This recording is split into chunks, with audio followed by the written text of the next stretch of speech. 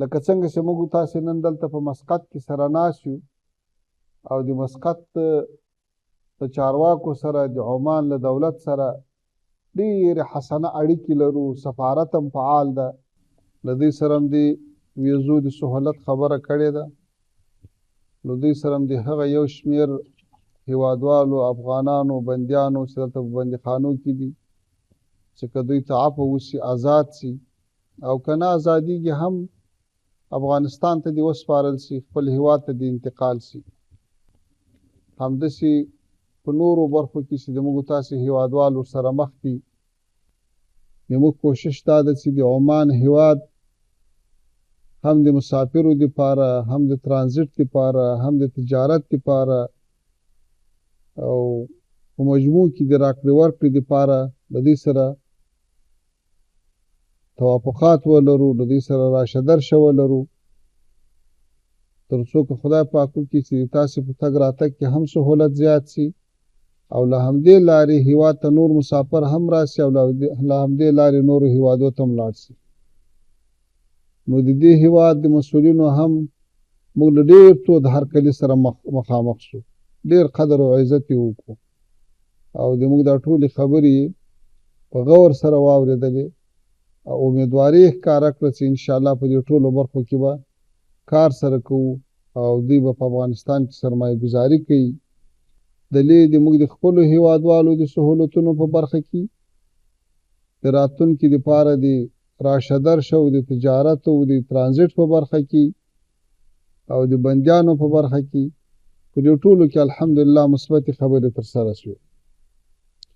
یو شی چې موږ یې ډېر خوشحاله کړو، الله تعالی دې تاسې ډېر خوشحاله کړي، هغه دا ده چې دلته چې څومره افغانان اوسي په عمان کې الحمدلله عمانیان ځینې خوشحاله دي، د نیک نامه خاوندان دي او د راتلونکي دپاره د دې کوشش روان ده چې زیاتو افغانانو ته ویزې ورکړي چې هغه دلته راسي. تاسې به خبر یاست چې د ځینو هیوادو اتباع یې په تور لیست کې اچولي، الحمدلله د افغانستان دپاره هیڅ مشکل نشته.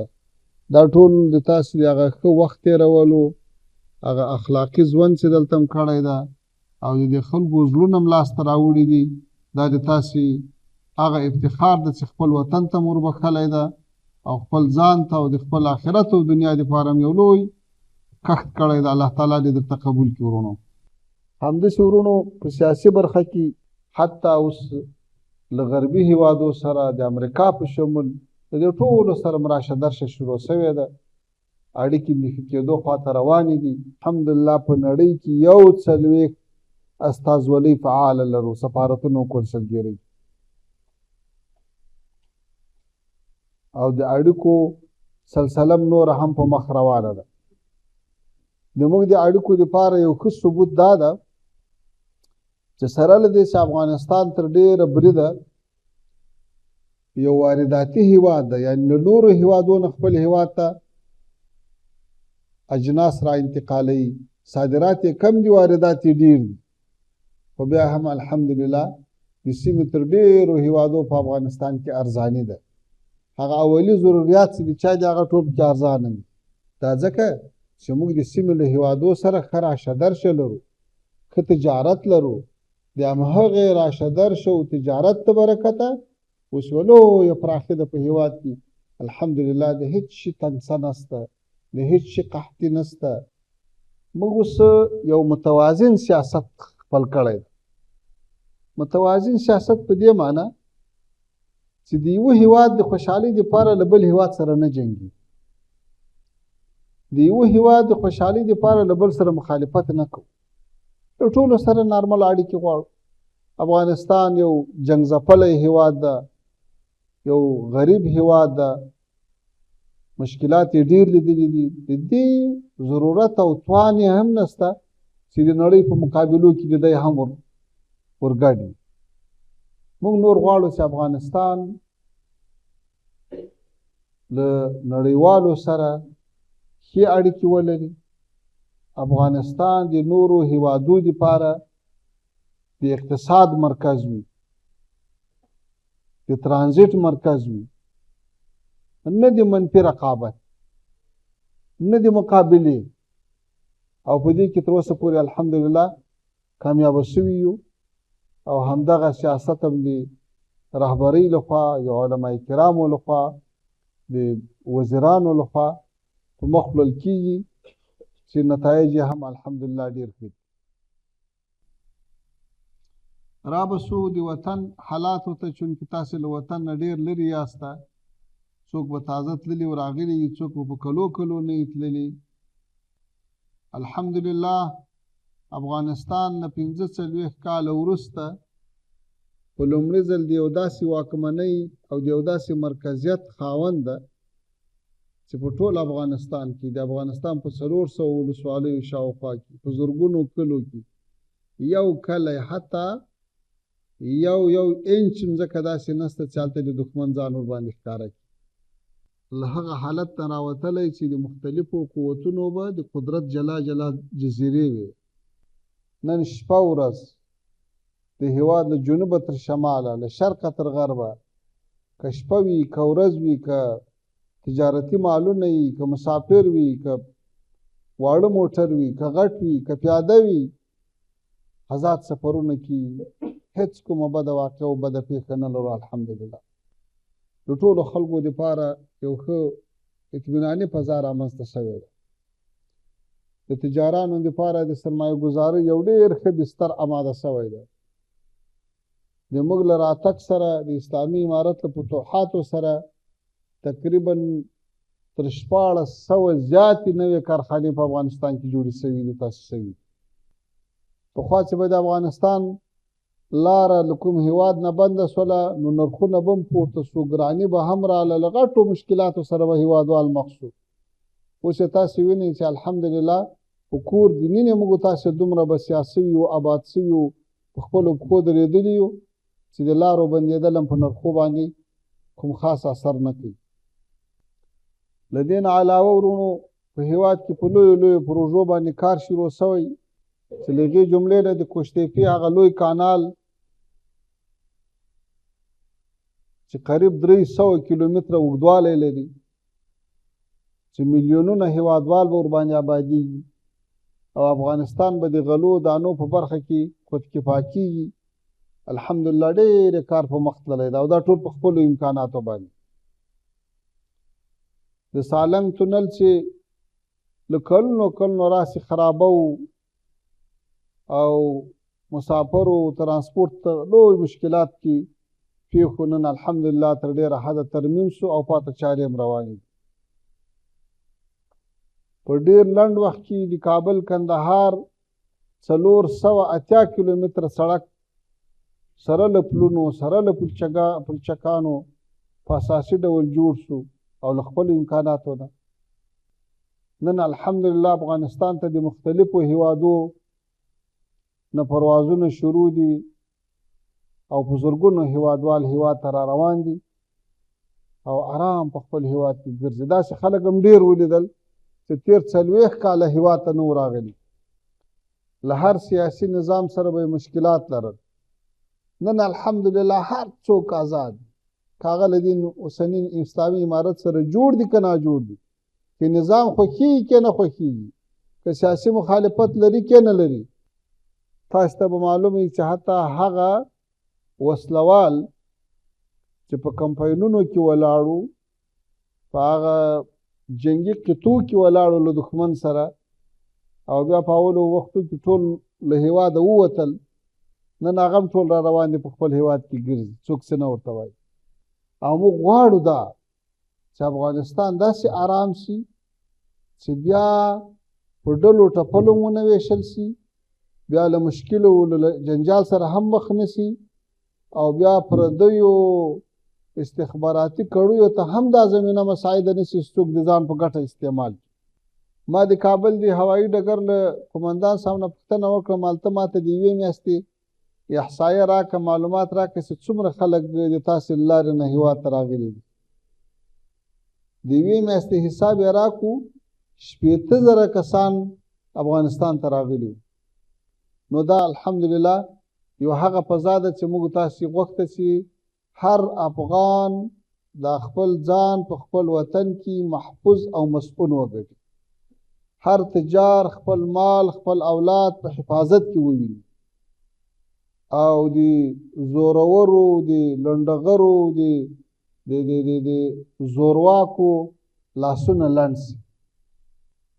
نه بیت المال بې ځایه مصرفېږي، نه په خلکو باندې غټه ویل کېږي، نه څوک په چا باندې بدماشي کولی شي. د هر چا فریاد تر محکمه رسېږي. د سمې شکایاتو ریاستونه په ټولو ولایتو کې لرو چې که د چا څه شکایت وي هغه خپل شکایت ثبتولی شي. دا ټول هغه څه دي چې زموږ د هېوادوالو ارزوګانې ورپوره کړي. ورونو تاسې په جریان کې واسطه چې په یوه شپه ورځ کې به له 2 نه تر 400 پورې انسانان په شهادت رسېدل یا به زخمیانېدل. نن الحمدلله موږ په تېر 3 کاله کې د هغې یوې ورځې تلفات نه لرو. دا ډېر لوی بدلون دی چې الله پاک موږ تاسو ته رانصیب کړی دی. د یوه هېواد اقتصاد د اقتصاد پوهانو له نظره په دې معلومیږي چې آیا په دې هېواد کې د دې هېواد پیسه پورته روانه ده که کته. دا یو. او له دې معلومیږي چې په دې هېواد کې جایدادونه پورته روان دي که کته. تاسې ولیدل چې 3.5 کاله مخکې افغانۍ د ډالر په مقابل کې 113 ته ورسېده. نن الحمدلله افغانۍ دي 80 په شاوخوا کې څرخي. دا ډېر لوی نه تنها ثبات یې کړی افغانۍ، بلکې د دنیا په سطح که سړی ووایي چې کیدای شي بې مثاله کرنسۍ یا نوټ وي چې د ډالر په مقابل کې پورته ختلی ده. بیا تاسې ولیدل چې دا لوړې ژورې تېرېدلې څه وخت مخکې چې په امریکا کې انتخابات وشو او نوی حکومت جوړ شو د جمهور رئیس ټرمپ په مشرۍ باندې، او د نړۍ په سطح ځینې اقتصادي برنامې اعلان کړې، کومکونه یې بند کړو. بیا ذهنیت دا و چې په افغانستان کې به افغانۍ راولویږي، اقتصاد به غټه ضربه وخوري. له همدغو تبلیغاتو له همدغه شور سره افغانۍ یو څه څپڅپانده شوله. خو نن الحمدلله تاسې وینئ چې بېرته په خپل اصلي حال باندې ودرېدله چې اوس بیا په 80 په 1 کې چلیږي. دا ډېر لوی ثبات ته ګورئ. دا که تاسې په نورو هېوادو کې وګورئ، په هغه هېوادو کې چې هغه د افغانستان په شاوخوا کې دي، نو دومره ثبات د کوم بلې کرنسۍ دسته. د جایدادونو برخې ته راځو. که تاسې وګورئ د افغانستان په لویو ښارو کې په وړو ښارو کې هر جایداد چې 3 کاله مخکې په کوم قیمت و اوس 1 په 1.5 ته رسېدلی ده. حتی په ځینو سیمو کې خو 1 په 2 ته رسېدلی ده. نو ګورئ دا هغه واقعي پرمختګ ده چې په اقتصادي برخه کې افغانستان په پښو ودرېږي. اوس که د افغانستان تصویر ته سړی له د باندې نه وګوري، د رسنیو له نظره ورته وګوري، د هغوی په عینکو کې ورته وګوري، نو هره ورځ یو منفي خبر دی نشر کوي. ولې په حقیقت کې افغانستان الحمدلله په ټولو برخو کې اوس په خپلو پښو درېدونکی ده. د اختلافاتو خبرې وسي، د مخالفتو وسي، د ګډوډیو وسي، بیا هغه یوه جمعه بعد یوه میاشت بعد ټولې بېرته دروغ ثابتې شي. ځکه دا د موږ نظام دا اسلامي امارت د تاسې په مرستو، د تاسې په دعاو، د ملت په قربانیو تر دې ځایه را رسېدلی. دا یو نظریاتي نظام ده. دا کې عقیدوي خلک دي، په دې کې فکري خلک دي، په دې کې څوک مخالفت نه کوي، په دې کې څوک د قدرت لپاره له چا سره جنجال نه کوي، په دې کې څوک ناحقه وینې نه تویي.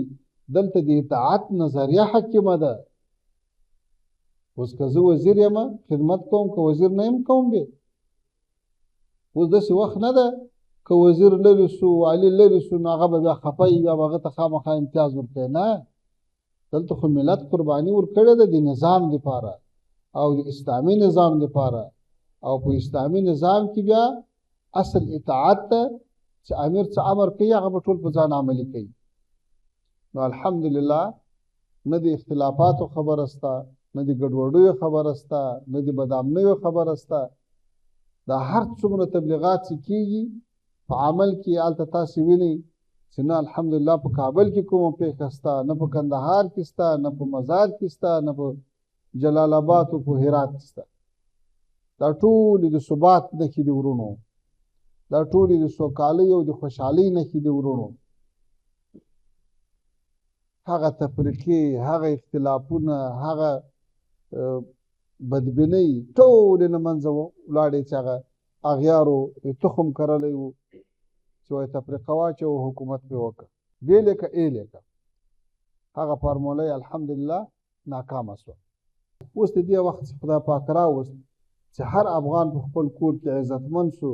ټول باید د افغانستان دپاره ګډ کار وکړو، ټول باید د اسلام دپاره کار وکړو، ټول یو بل ته د ورورۍ لاسونه ورکړو، ټول یو بل ته لکه ورونه غوندې. ځکه دا د موږ تاسې وطن دا که موږ تاسې جوړ نه کړو، متحد یې نه کړو، له جنګ او له جګړو او له اختلافونو اخلاص نه کړو، څوک به خلاصوي؟ بیا به بل نسل ته انتظار کوو، بل ته به یې کوو، پردیو ته به یې کوو، اغیارو ته به یې کوو، اشغالګرو ته به یې کوو، چا ته به یې کوو؟ دا وطن په موږ تاسې باندې ډېر حق لري. په دې وطن کې په لکونو کونډې، یتیمان، بېوزلان تا ژوند کوي. تاسې باور وکړئ یوازې په قلم لیکلي هغه چې پاته دي په اطرافو کې خو به یې 3.5 لکه یتیمانو ته اوس امارت اسلامي امارت په کورو باندې کفالې ورکوي، 90,000 شاوخوا کونډو ته کفالې ورکوي، 1,90,000 یوازې معیوبین دي، د چا سترګې نشته، د چا لاس نشته، د چا پښې نشته، د چا څوک فلج دي، څوک بل عذر لري، دغو ته کفالې ورکوي. له دې نه علاوه نور هم شته.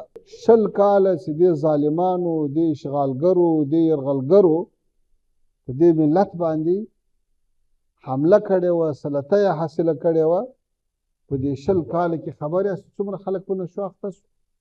40 لکه انسانان یې په نشو اخته کړو. موږ چې اول سر رالو کابل ته، نو د کابل په کوڅو کې په جادو باندې په دې غاړو باندې به ډله ډله نشیان پراته وو، ناست وو. د کابل پارکونه له نشیانو ډکو او یا له داخلي کډوالو نه ډکو. نن الحمدلله چې په ټول کابل کې ګرځې یو کس به هم ونه ویني. دا څه ساده خبرې نه دي، دا وړې خبرې نه دي، دا اسانه خبرې نه دي. دا که د الله تعالی نصرت نه وي، د مسؤلینو اخلاص نه وي او د دې قهرمان ملت همکاري نه وي، ګوره دا دومره درانه کارونه نشي کېدی. نن که ورسې لوی لوی ځایونه ورته جوړ شوي دي، په چا باندې تداوي کېږي، چا ته کسب ورزده کېږي، چا ته خیاطي ورزده کېږي، چا ته مستریتوب ورزده کېږي، چا ته څه چا ته څه. هرات ته زه تللی وم په اول کال باندې، ډېر پار طرف سے به تلمه، په لاره کې به نشیان پراته وو. والي صاحب ته به مال الله پاک په داسې وخت رانولی چې دغه یو چاره وشي. اوس څو میاشتې تللی وم، نو والي صاحب راته خندل، وایي حاجي صاحب د تا ارمان خو پوره سو، اوس وګوره په ټول هرات کې یو نشي هم نشته. نو په دې برخه کې الحمدلله ډېر لوی کار وشو. یو شی چې ټوله دنیا ورسره مخ ده هغه وچکالي ده، هغه د بارانونو کمښت ده، هغه ته هغه اقلیمي بدلون چې ورته وایي، چې په موسم کې د ضرورت په وخت کې بارانونه کم او په بل وخت کې بیا دومره ډېر چې د خلکو کورونه او فصلونه ورسره وړي. د همدې دپاره الحمدلله فیصله وشوه چې د افغانستان په 400 ولسوالیو کې به په هره ولسوالۍ کې یو ډیم جوړېږي، د اوبو چک ډیم، چې اوس الحمدلله تر 300 زیات جوړ شوي دي، دا پاته به هم شي جوړېږي او نور به هم جوړېږي، چې تر مځکه لاندې اوبه نورې کته ولاړې نه شي. نو د موږ تاسو خو هم دغومره اسباب دي، دغومره امکانات دي، هېڅوک هم نشي کولی چې 40 کلو ړنګ هېواد په 40 ورځو کې جوړ کړي. بیا بدبختانه تاسو خو وینئ چې نور دنیا چې ډېره ترقي وکړه، په دا 13-25 کاله کې دنیا هر هېواد ډېره زیاته ترقي وکړه. زموږ په 13 کلن اشغال کې د افغانستان په ټول افغانستان کې دا تاسو د افغانستان د مختلفو ولایاتو خلک یاسته، په یوه ولایت کې تر مرکزه پورې یوه معیاري شفاخانه نه ده جوړه شوې. په ټول افغانستان کې یوه داسې فابریکه نه ده جوړه شوې د حکومت له لوري چې په هغه کې نن 100 لس زره او 20 زره کسان کار وکړي. صحیح ده، اشخاصو خپل وس کړی ده، چا کور جوړ کړی ده، چا فابریکه جوړه کړې ده، چا د زراعت په برخه کې خدمت کړی ده، خو د حکومت په سطح باندې څه نه دي شوي. افغانستان هغه هیواد چې پریمانه اوبه لري د اوبو برق جوړولی شي، پریمانه زغالي سنګ لري د زغالي سنګ نه برق جوړولی شي د ډبرو لسکرونه، بهترینه هوا لري د هوا برق جوړولی شي، د شمسیانو نه برق اخیستلی شي. خو په تیرو 20 کلو کې تیرو رژیمونو د افغانستان ځینو سیمو ته چې برق رسولی ده، هغه هم یا له ایران نه اخیستی ده، یا له تاجکستان اخیستی، یا له ازبکستان اخیستی، یا له ترکمنستانه، چې اوس یې هم موږ د کاله په 100 میلیونه ډالره بل پرې کوو. هغه بدبخته نظام چې نسکور شو، باور دې اوسه موږ ته قرضې را پرېښولې، د همدغه برق قرضې را پرېښولې چې موږ د خلاص کړو. سره له دې چې د نړۍ د ډالرو باران ورباندې وریدو، په میلیاردونو ډالر ورته را روان. نه په افغانستان کې چېرته د برق کومه نوې فابریکه جوړه کړه، د کوم ډیناموګان نصب کړو، د کوم لوی بند وتاړو، نه یو بله داسې ترقي کار وکړو چې په هغه باندې افغانان تر ډېره په خپله آباد شي او د نورو له احتیاجه خلاص شي. به هر حال اوس د موږ تاسو ته خدای تعالی توفیق راکړي چې په دې ټولو برخو کې یو بل ته لاسونه ورکړو، د ورورۍ لاسونه ورکړو، د محبت لاسونه ورکړو، تر څو په نړۍ کې له سیالانو سره ښه سیالان شو. په ډېرو برخو کې الحمدلله اوس هم سیالان دي، خو بیا هم که د موږ یو مریض خارج ته ځي او په وطن کې علاج نه کېږي، دا هم یو احتیاج دی. که د موږ په لکونو ځوانان د مزدورۍ دپاره نورو هیوادو ته ځي، دا هم یو احتیاج دی. نو ټول به کوشش کوو الله تعالی دې موږ تاسو ته توفیق را نصیب کړي. د روژې مازدیګری ده چې تاسو ډېر راته خسته نه شئ، د تاسو نور قیمتي وخت نه اخلم. هر کله م الله پاک راوله، خدای تعالی دې موږ تاسې هر وخت خوشحالۍ سره یو ځای کړي. خدای تعالی هم قدرمن لره. واخر دعوانا ان الحمد لله رب العالمين.